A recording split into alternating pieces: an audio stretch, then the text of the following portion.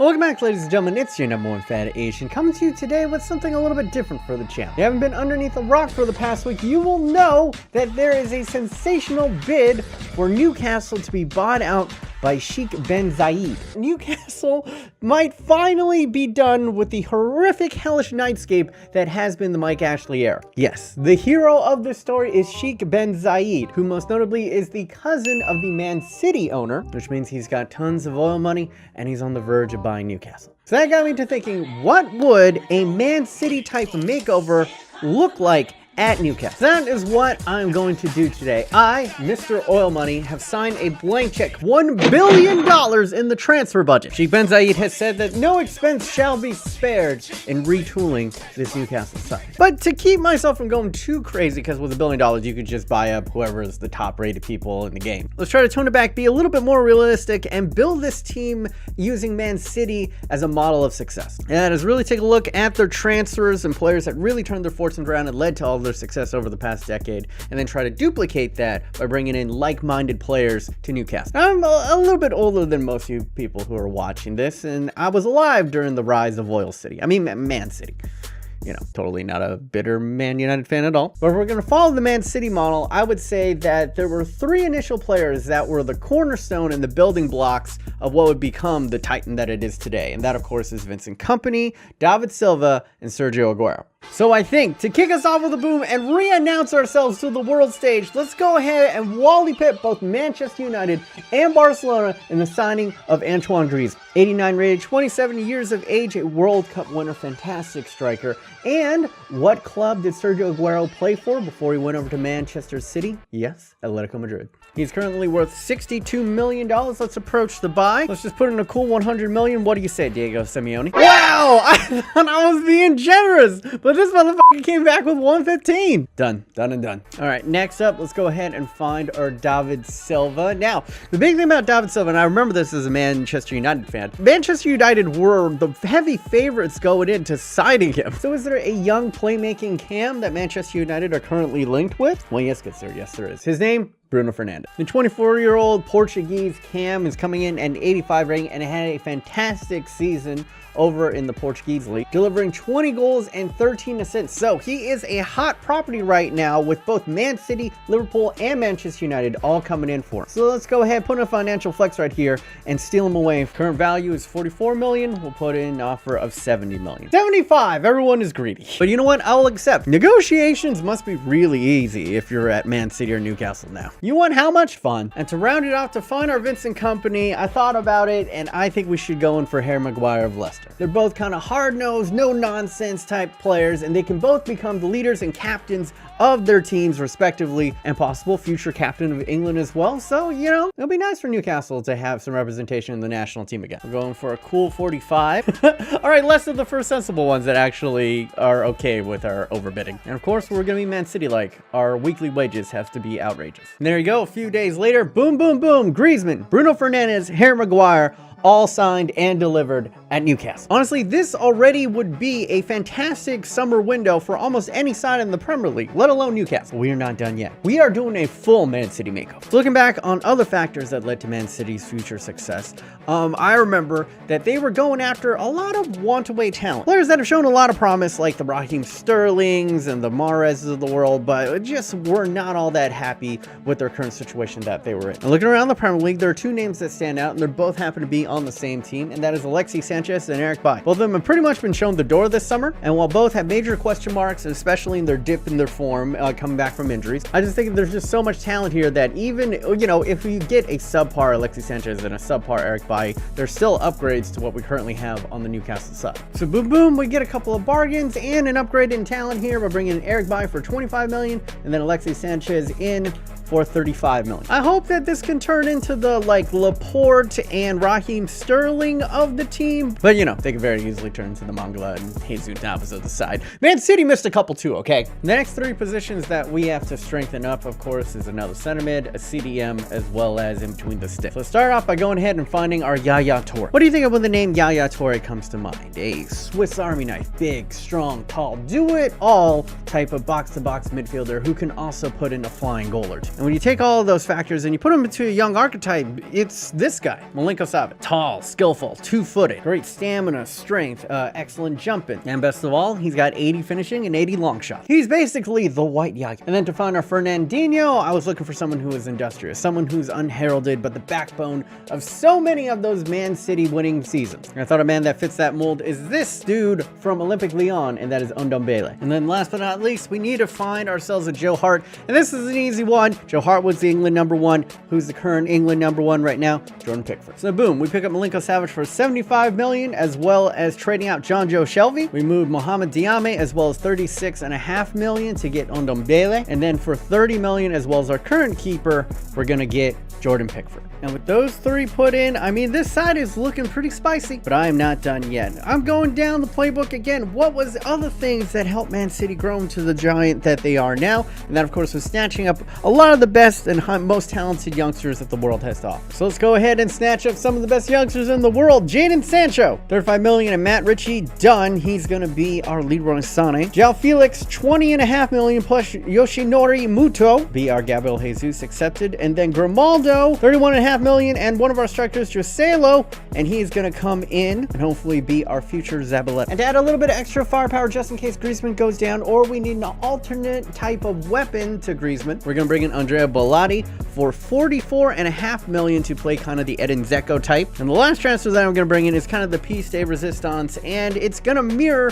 what kind of supercharged Manchester City in this current age, the Pep Guardiola age, and that, of course, is when they signed Kevin De Bruyne. If I need a transcendent talismanic figure in our squad, who else to go for but one of the most expensive, one of the most promising youngsters in the world. And with the final transfer, the brother of the Man City owner is going to break a sensational signing, Paulo Dybala, for 130.5 million pounds accepted, which leaves us with only 220 million pounds left. You can see it right here in the transfer budget. We start out with around 30 million. We ended up spending over 700 million pounds on players in this window alone. And our weekly budget before we started was a measly 107 pounds per week, has now ballooned up to 2.5 million per week. Welcome to the good life, Newcastle fans. How does it feel? Let me know in the comment section down below. And I've completely reshaped this roster with Alexis Sanchez out on the left side, Griezmann down the center. Dybala, we're going to play a little bit out of position out on the right wing just because we don't have enough midfield spots to fit everyone else in. Bruno Fernandes and Ndombele and 21 Savage in the midfield with Harry Maguire. DeAndre Yedlin, the only returning starter from the team. I don't even know if he still starts for Newcastle, but alongside him, Eric Bailly and Grimaldo with Jordan Pickford in between the sticks and a bunch of new faces on the bench. So with this totally revamped side, you guys can go ahead, vote up in the eye thingies, rate. How well do you think I did in this window? I guess more specifically, do you think this is somewhat reasonable? Obviously, spending 700 million in a window is probably not plausible, but I can see something like this happening over the course of like 3 to 4 years. In fact, if we look back at Manchester City, ever since the oil money takeover, they have spent over 700 million on players during that period. But now Newcastle fans and people who are just here for the memes, I think you're kind of itching to see what this remade side can do. And what I'm going to do is I'm going to sim all the way to the end of the season and see where this rebuilt side will finish. But along the way, I also want to get a little bit of live action. I want to see what this revamped team looks like on the pitch, and who better to face off against to showcase all of their new talents than current Premier League champions and the team that we are modeling ourselves after, Manchester City. So let's go ahead and sim to the halfway portion and then play that match up against Man City. After that, we'll sim all the way to the end of the season and see how they turned out. But until then, take it away, Time Wizard.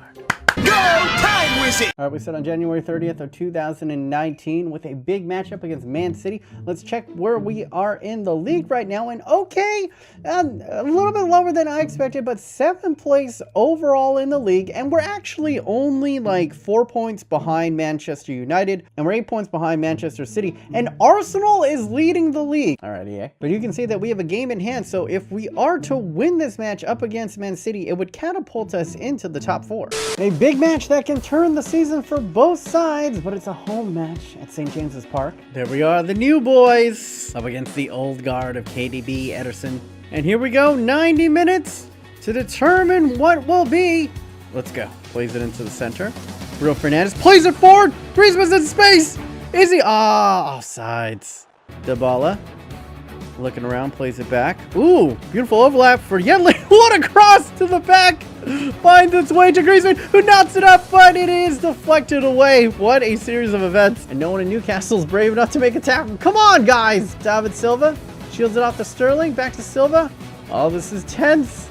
No one willing to stick in a foot for Newcastle. Oh, a deflection, and Sterling puts one past Pickford. And City showing the Pep Guardiola way, just holding the ball, holding the ball, holding the ball at the top of the box. And it's not the prettiest goal. Like, it's just a far shot.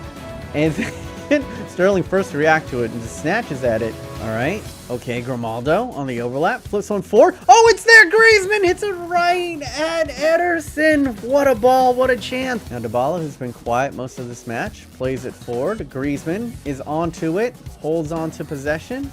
Plays it forward. Okay, Sancho. Oh, it's a goal. Dear oh me, a super sub. The Englishman, Jadon Sancho, came in for Alexis Sanchez and somehow bombs that into the back of the net. Who was that? Like 21 Savage in there, or Bruno Fernandes gets past him, and I thought the chance was gone. But Jadon Sancho, wrong sides Kyle Walker, terrible defensive work, and puts it right on. And then we go, 1-1.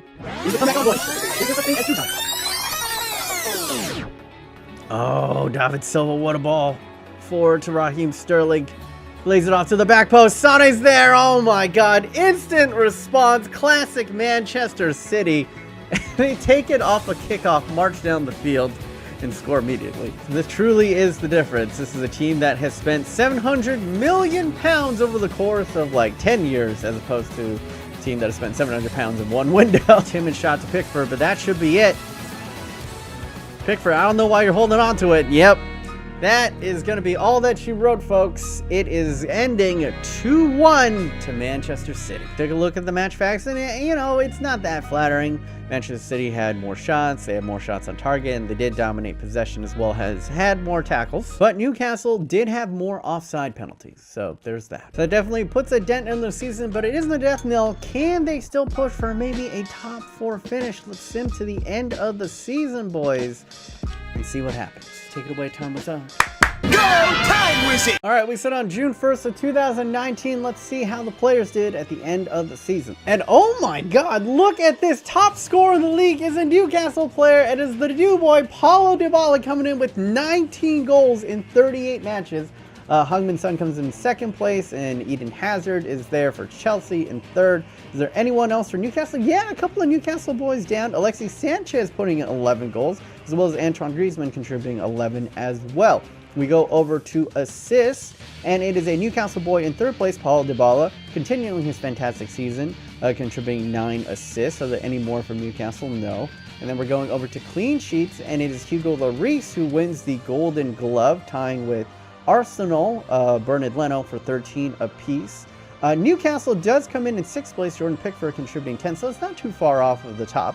So I think, you know, we honestly have an okay shot. I think definitely top 4. All right, we're going to start off the bottom and see how far we got up. So as you can see, Cardiff, Southampton, Fulham are the ones who get relegated. Burnley, Bournemouth, Huddersfield, Watford, Leicester in 13th, Brighton in 12th, Wolves in 11th, Crystal Palace in 10th. Okay, Everton in 9th, West Ham in 8th, Chelsea in 7th, Manchester United in 6th, Liverpool in 5th, which means they have made top 4, but how high? Spurs in 4th, Newcastle in 3rd, and then Arsenal in 2nd. Wow!